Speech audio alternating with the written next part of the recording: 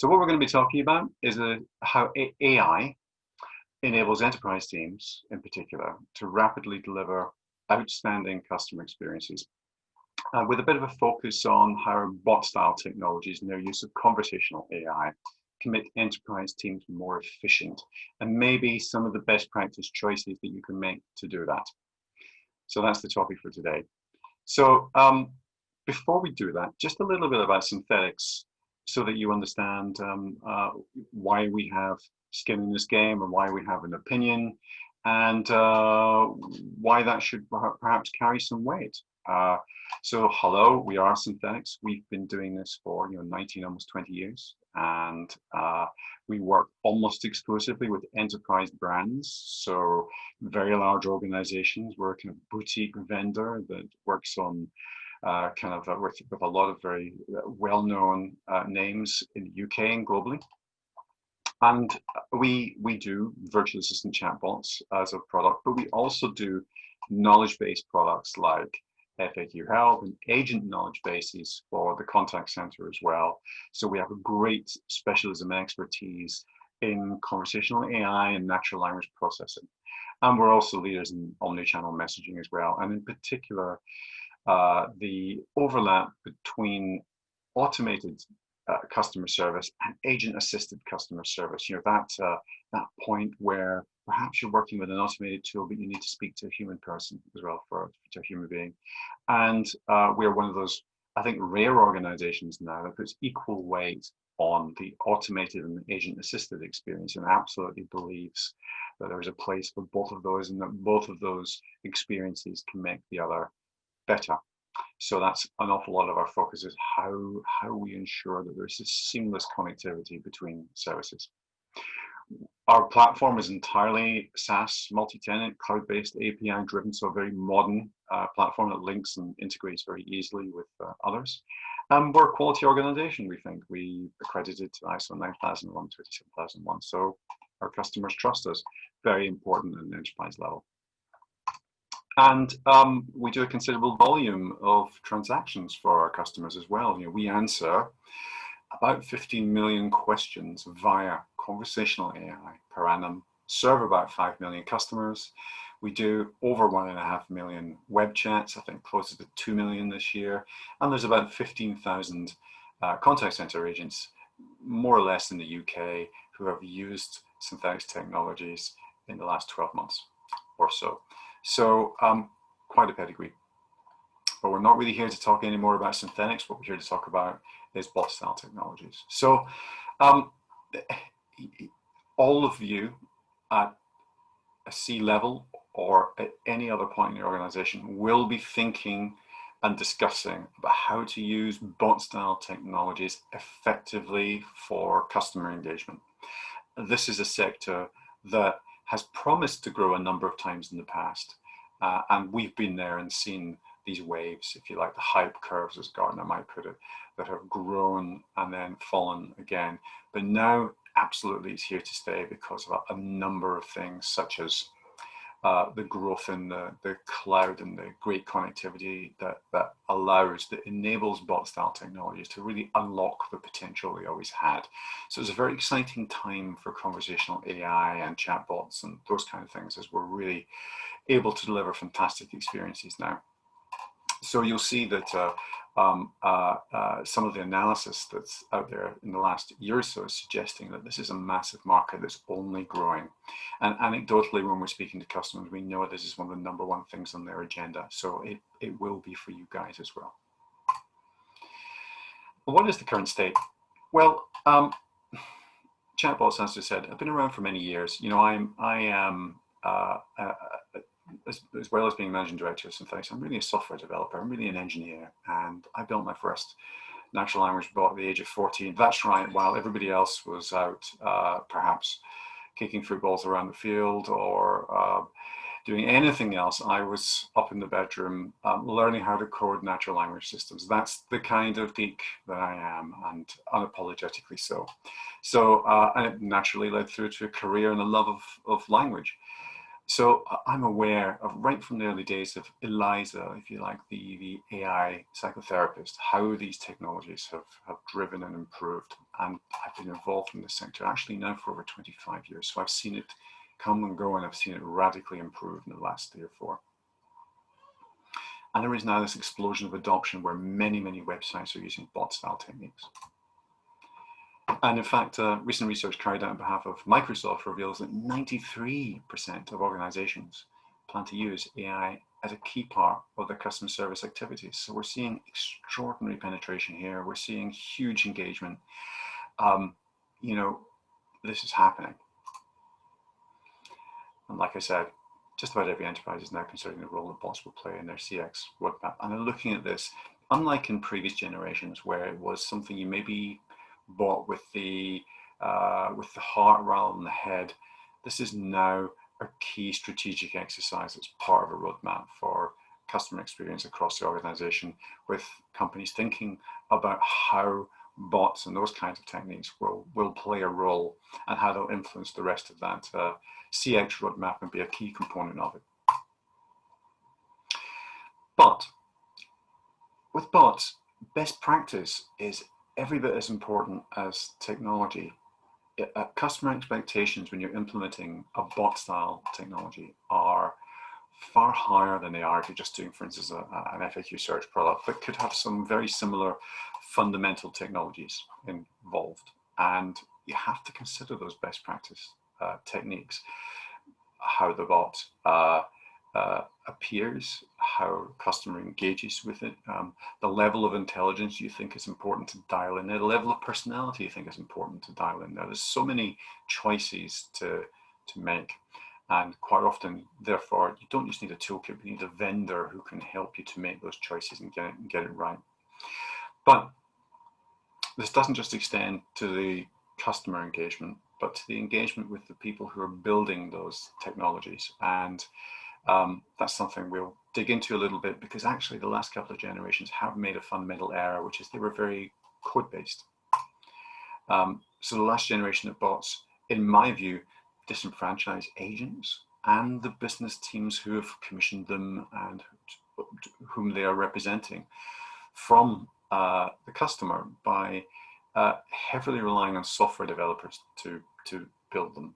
So that means that you commission this, and you either have an internal development team or you have a digital agency or whatever it is, but it's a code-based system like an Azure or Watson that takes an awful lot of time, costs an awful lot of money. In the end, the toolkit might be reasonably inexpensive, but the build certainly isn't. And actually, months down the line, all you're really getting is a translation of what the customer, of what you were wanting to build in the first place and what the customer challenge was a few months back.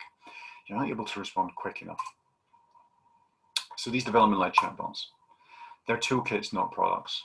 So they do require 3 to 9 months of development time to get a product live, just to get a simple product live. How busy are your teams? They're kind of system focused, not customer focused. They're authored by engineers. So you maybe give your requirements over and then engineers create that. That's quite different from the CX professionals who should be authoring these processes, who are likely to understand the needs of the customer and the challenges of the customer. And because they're planned out months in advance, they're not responding to customer current needs. They're responding to customer needs as of several months ago. So they're quite inflexible. If you remember the last few generations of IVR, of interactive voice response, when you call up a brand and you need to ask a question, you go through make a number of stages on the IVR, make a number of choices. They're pretty inflexible. They're not the best experience. They're very much a kind of customer triage system. And actually, a lot of that because they were owned by IT and became very static, and there isn't a cycle of continuous improvement because simply there isn't the time to do so. So they become these kind of rather static, unengaging experiences. And it's really important that bots and AI don't fall into the same trap that blighted IVR for 2 decades now. So that is a trap that some parties are falling into a little bit, and it's something we need to avoid. You need to do rigorous continual testing. You need to understand the kind of analytics you're getting back from these technologies and be able to have a cycle of continuous improvement where you respond quickly to customer challenges.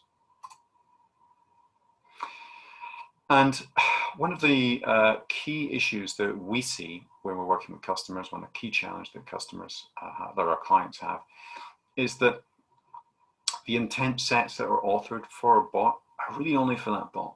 So that's not a reusable piece of data because it's a development-led system that's tied around a particular technology, whether it be a Watson or a Azure again, or whatever it might be.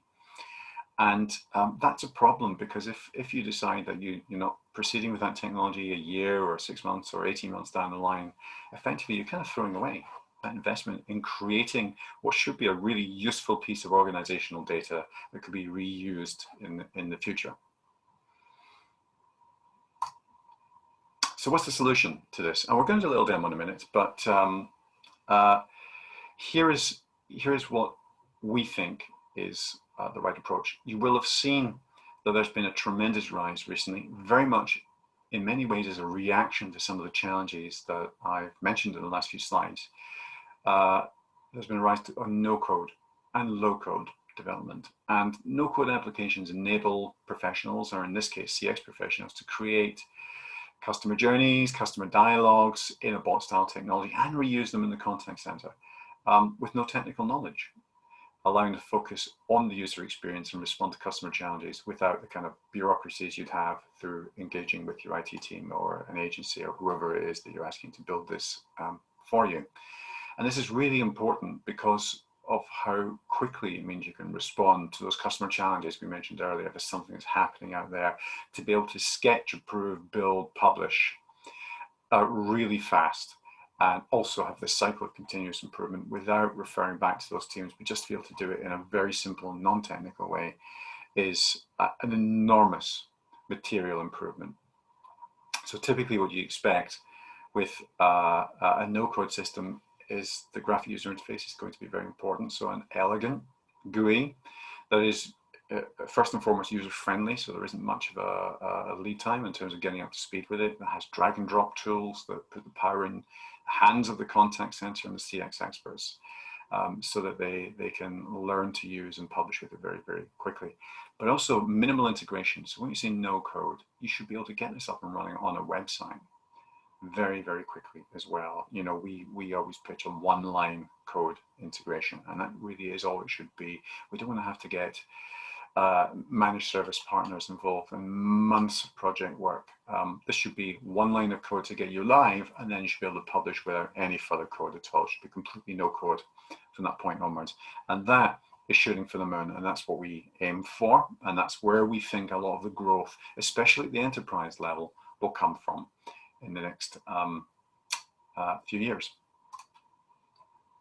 So the value that you get from no-code bot-style applications are publishing across channels. So this is absolutely fundamental. If you are, if you're building a piece of knowledge, you want to be able to reuse that in as many places as you can.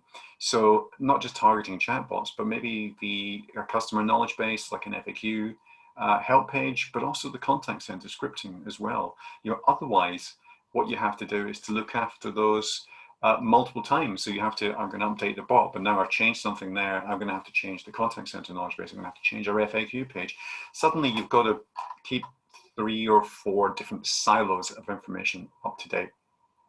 And inevitably, that isn't going to happen. Inevitably, they will fall out of step with each other. And that means the final inevitable stage there is that customers will get conflicting answers because customers interact with you over multiple channels. So they're going to get different answers. And that's a big issue because they want to know what to trust. And we know that's a huge source of friction in organizations. And what else do they bring? So it's a hybrid learning approach. So this isn't all about AI making choices and writing answers and things like that. It's very much, we use AI and we use machine learning loops to optimize the information you already have in there, but teams have the primacy over the authoring and the publishing of knowledge. You know, the people who should be interacting with the customer and are closest to the customer are those who ultimately have control over the information that's published in that system. But there is an editorial approval process there as well. So if there are, for instance, answers that need to be signed off by legal and so on, all of that kind of thing can occur. So it's important that when you're implementing low-code or no-code technologies, that you're working with vendors that you trust, who understand your needs, who are consultative, who are used to working with enterprises, who are able to maybe hold hands just a little bit to get over some of the best practice humps that there are out there. And again, in so doing, while ultimately the ability to look after those technologies falls with you, that little helping hand along the way ensures that you're not burdening your development resources with any of this. You can move fast, act rapidly, get things live, and get benefits from it on day one. And that's what's really important, isn't it? It's about being successful from day one. There's always an evolution. There's always a cycle of continuous improvement, but you want to guarantee as much success as you can on the first day of going live. Working with vendors who have made those choices and understand some of the best practice choices to make is a good bet for getting things right from day one onwards, and then just getting better from there on in. And finally, another important thing when it comes to no code is code. What I mean by that, I mean that there comes a point where there may be deeper integrations into your system, and there might be working with your CRM or working with your data lake or whatever kind of integration there might be. And it's important, therefore, that there still is an API in the background, even though your business teams and your agent teams might not be using it, that you can give to developers, so you have a roadmap of improvement that you can take forward, so that this isn't a dead end from a technology point of view. So you can have 4, 5, 6, 10 years of integration improvements, so you can self-serve more complex processes if you need to. So having an API, and these days developers, and I am one, so I can tell you for definite, love working with RESTful APIs. That's what we like doing. It makes it very easy to start getting data back from third-party systems. Another quick way of getting up and going quickly is to work with pre-trained intent sets. So, for instance, we have one of our sector specialisms is utilities. And so we know an awful lot about the kind of questions that are asked in utilities about, moving house and billing options and so on. And we have pre-trained intent sets for a lot of key sectors. So by giving you those, and you basically are able to just author the answers, we're giving you a big head up. We're making the product consumable. That's what Gartner uses as a term. Consumable meaning that it's inexpensive is not the right word, that it's affordable, but also that it's achievable in a reasonably quick time frame. And something like pre-trained data helps to make that a reality. So the good news is that other than just implementing this tech, why are we doing it? Well, we're looking for success and customer engagement, and this case study is that good news. It's that proof that bots can perform an extraordinary job for you. So this is one of our clients, and it's this year, and it was the first 9 months of this year, and a bot that we implemented in a financial services environment, in this case, had 850,000 customer conversations, of which only 25 of those escalated to a seamless live chat that's integrated into the tool so that those customers could speak to real people. So 75% of the time it didn't. Of those that didn't escalate, 41% said the chatbot answered their question. So it's a pretty high level. And of those 41%, 81% said that it saved them a phone call. And that's one of the key things we're trying to do here, which is reduce the number of people who need to contact you over a channel like phone or email, and channel shift from online. So that is almost 250,000 phone calls saved, and therefore approximately £1 million. At about £4 a phone call, that's almost £1 million in savings for the first 8 or 9 months of this year. So if you've thought, I'm not sure about these bot style technology, I think there might be a gimmick or whatever you might have thought about them, or seen some poor examples in the past, this is the slide you want.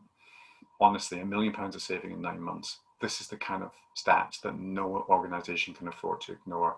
Genuine improvement in CX, very well liked by customers, and huge savings. But it also means that the contact center team have much more time to deal with the customer queries that they need to deal with. So you expect net promoter score improvements as well on the back of that, because they have less time dealing with manual inquiries and more generic inquiries, and more time dealing with customers.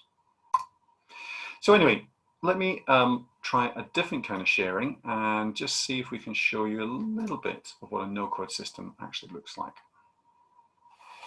Do a time check as well, so I know where we're going. Okay, we've got about 8 minutes left, so we will run through this quite quickly. So here is a decision tree editor that enables us to author bot processes, and it's really very simple. We're starting with just a simple piece of information that I set up earlier. A question like, I would like to defer my payment. A customer can ask, sure, I can help you with that. Is your payment in direct debit or standing order? So I can add in a couple of choices in there. Like, so these are nodes where we'll have different answers, and I'll go, okay, let's edit on that. And I'll say,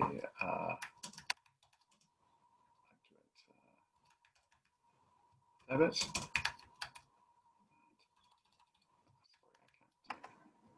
Great.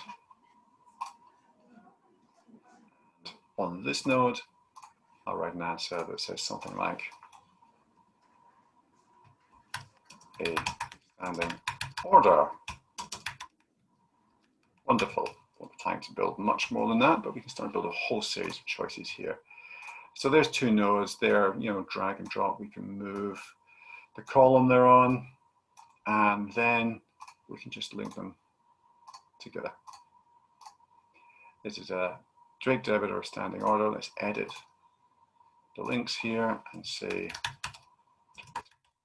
debit that will make green, or standing order will make that blue. So here we have a very simple decision tree at the moment, and if I have a look and see how that would run, and I can click on one of those nodes, and you'll see if I just move and zoom out of the way here, you can see how the dialog might appear. I say it's a standing order, and we get standing order, wonderful. So, I mean, really, we haven't done very much there, but how might that look if you're building that into a much bigger dialog? So here is an example of something where we built that has chat links, that has links into other decision trees, that has a whole series of choices that are made. And even that something like this only necessarily maybe takes 15-20 minutes to sketch out. And how does it look when you're actually in a bot environment? Well, if I switch tabs here, fire up this bot. So I'd like to cancel my regular payment. I'll pick it from the FAQ list, but I can just easily type it in. And here, if I switch back to our decision tree, you can see we're asking this question. I can help you to cancel the regular payment. First, I need to ask you a few questions. Is it a direct debit, standing order, or I am not sure? So there, those choices have been made. Say, I am not sure. Okay, are you a personal or business customer of Bank of Ireland? I'll say I am a personal customer. And that's helping us to make our choices. So I'll say it's a direct debit. So, and then we have an option where it's given us an outcome for that. So it's helped us to make an outcome very easily. And if there wasn't one, we could connect to something like live chat. But we don't just consume that on the bot interface, we can look at it through FAQs as well. So that same process that we authored and published is available to contact center agents as a script as well. Exactly the same question. There we go. I would like to cancel my regular payment. I would like to cancel my regular payment. I'm not sure. Are you a personal business customer? I'm a personal customer. So if you have the customer on the phone, you can take them through the same choices, and it's all completely consistent that way. There we go. We're reusing organizational knowledge on multiple channels. It's entirely consistent. It's only authored once and written to multiple places.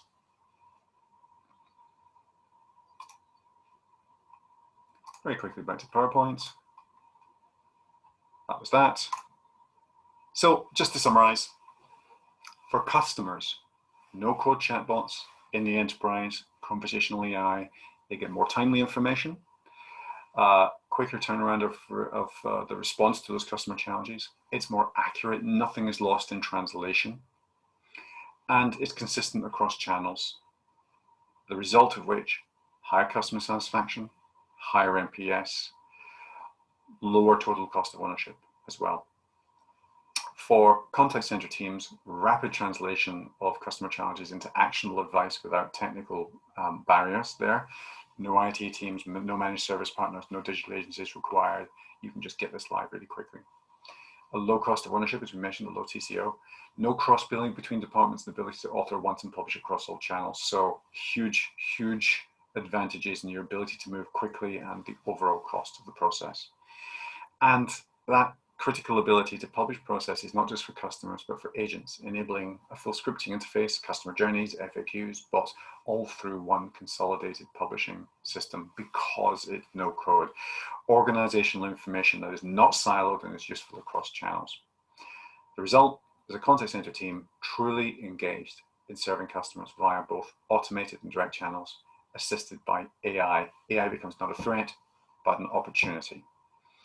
So we are 9:27, we've got a couple of minutes in. I'm going to stop the share.